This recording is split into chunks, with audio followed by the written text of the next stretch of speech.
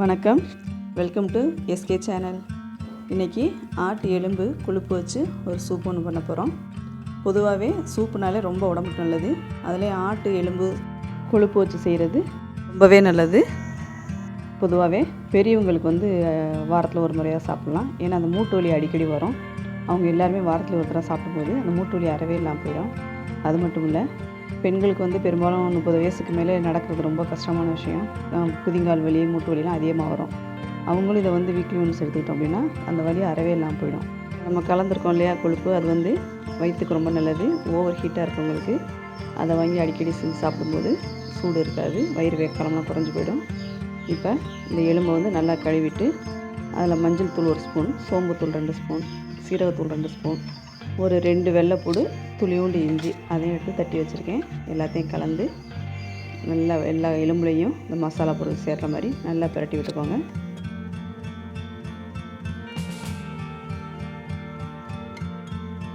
நல்லா அந்த கொழுப்பில் சட்டுன்னு ஒட்டாது. நல்லா பெசரி விடும்போது தான் எல்லாம் கலந்து நல்லாயிருக்கும். இதை ஒரு 1/4 மணி நேரம் அப்படியே ஊற வச்சு வச்சிடணும். அப்போ தான் உள்ளேலாம் நல்லா சேர்ந்துக்கும். இப்போ குக்கர் அடுப்பில் வச்சுட்டு 1 ஸ்பூன் எண்ணெய் விட்டால் போதும். எண்ணெய் நிறைய சேர்க்க வேண்டாம். எண்ணெய் காஞ்ச உடனே சோம்பு 1/2 ஸ்பூன் போட்டுக்கோங்க. கிராம்பு 4, பட்டை 2 துண்டு, பிரிஞ்சி இலை, கருவேப்பிலை கொஞ்சம் எல்லாம் போட்டு நல்லா எண்ணெயிலே நல்லா வறுத்துக்கோங்க.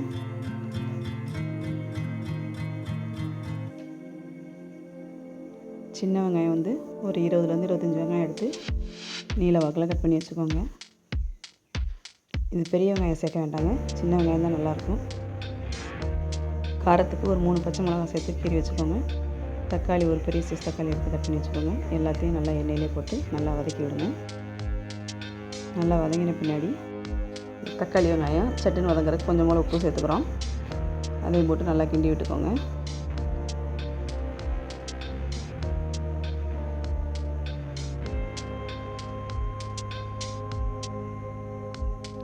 இந்த ஸ்டேஜில் நம்ம ஊற வச்சுருக்கிற எலும்பையும் கொழுப்பையும் சேர்த்து அதில் சேர்த்து நல்லா பரட்டி விட்டுக்கோங்க. அதையும்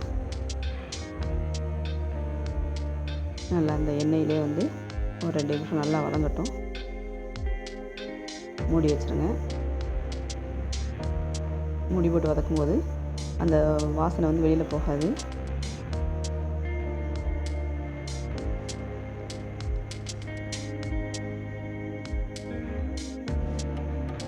நல்லா வதங்கிருச்சு. இந்த ஸ்டேஜில் நமக்கு எவ்வளோ தண்ணி வேணுமோ அதை ஊற்றிப்போம். இப்போ அரிசி கழுவின தண்ணி, முதல் தண்ணியை கழுவி கீழே ஊற்றிட்டு 2வது தண்ணி சேர்த்துருக்கேன். இந்த அரிசி கழுவின தண்ணியை எப்போவுமே வேஸ்ட் ஆகிக்கிறாதீங்க. அதுவே நல்லா குளிர்ச்சி, உடம்புக்கு சேர்க்கும்போது இந்த வயிறு வேக்காடு சட்டுன்னு க்யூர் ஆகும். இப்போ நம்ம தேவையான தண்ணி கொஞ்சம் சேர்த்துக்குவோம். கூட உப்பும் தேவையான அளவு போட்டுக்குவோம். ஆல்ரெடி கொஞ்சம் வெங்காயம் வதங்கும் போது உப்பு போட்டிருக்கோம். இப்போ கொஞ்சம் சேர்த்துக்குவோம். ஒரு 2 கொதி வரட்டும், மூடி வச்சுருவோம். நல்லா கொதி வந்துடுச்சு. இப்போ உப்பு உரப்பு கரெக்டாக இருக்கான்னு சொல்லி டேஸ்ட் பண்ணி பார்த்துக்குவோம். கரெக்டாக இருக்குது. இப்போ கொஞ்சம் மல்லித்தலையும் அதில் சேர்த்துட்டு குக்கர் மூடி போட்டு மூடி வச்சுருவோம். நல்லா ஒரு 4 விசில் வர மாதிரி போட்டு வச்சுருந்தேன். 4 விசில் வந்துடுச்சு. சூப் சூப்பராக ரெடி ஆகிடுச்சுங்க. இது நம்ம டிஃபனுக்கோ சாதத்துக்கோ எல்லாத்தையுமே ஊற்றி சாப்பிடலாம். வெறுமனே கிண்ணத்துலேயும் ஊற்றி குடிக்கலாம். இப்போ கொஞ்சம் கொத்தமல்லியும் கலந்து கிளறி விட்டுக்குவோம். இன்னுமே நல்லா வாசனையாகவும் இருக்கும். அந்த கொழுப்பெல்லாம் பாருங்கள் நல்லா வெந்திருக்கு. இதில் எப்படி சூப் குடிக்கும்போதே அதை கலந்து சாப்பிட்டுக்கலாம், நல்லாயிருக்கும். நீங்களும் இதே போல் ட்ரை பண்ணி பாருங்கள். எப்படி இருக்குன்னு சொல்லிவிட்டு கமெண்ட்ஸில் சொல்லுங்கள். நம்ம சேனலை லைக் பண்ணுங்கள், ஷேர் பண்ணுங்கள், சப்ஸ்கிரைப் பண்ணுங்கள்.